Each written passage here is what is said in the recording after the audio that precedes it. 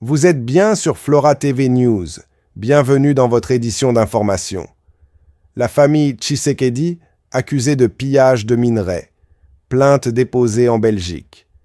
Est-ce une plainte sincère ou une crise identitaire entre Katangais et Kassaïens?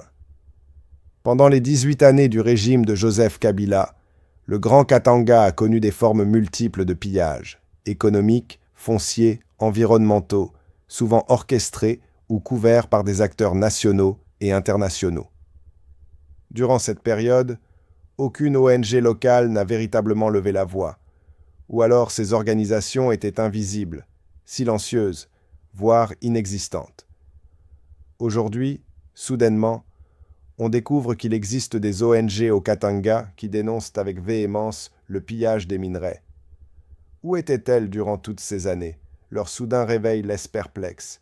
Est-ce vraiment une prise de conscience citoyenne ou simplement une réaction motivée par des dynamiques identitaires, politiques ou économiques?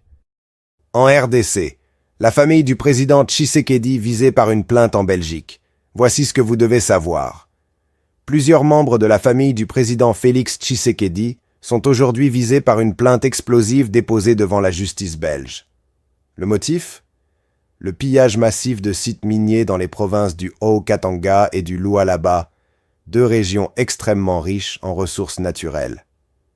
Derrière cette plainte, des ONG katangaises et 4 anciens directeurs de la Gécamine, l'entreprise publique congolaise chargée de la prospection minière. Ils accusent 9 membres du clan présidentiel, dont la première dame, le fils du président, sa belle-sœur, ses frères et cousins, d'avoir orchestré un véritable système de détournement de fonds. Une membre d'ONG parle d'un niveau jamais vu de prédation. Selon elle, des dizaines de millions d'euros seraient détournés chaque mois des caisses de l'État congolais et de ses provinces au profit de cette famille et de leurs associés. Et tout cela avec la complicité de certains États étrangers. Ce n'est pas tout. Les plaignants dénoncent également la mainmise de ce clan sur l'appareil d'État, allant jusqu'à neutraliser la justice, la police des mines, la police nationale et même l'armée. Résultat?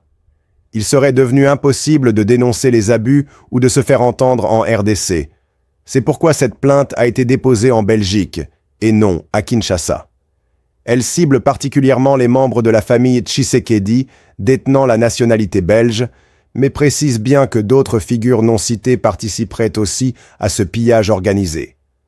Cette affaire pourrait bien marquer un tournant dans la lutte contre la corruption en RDC. Affaire à suivre de très près. Abonnez-vous pour ne rien rater de l'actualité de la RDC et le monde.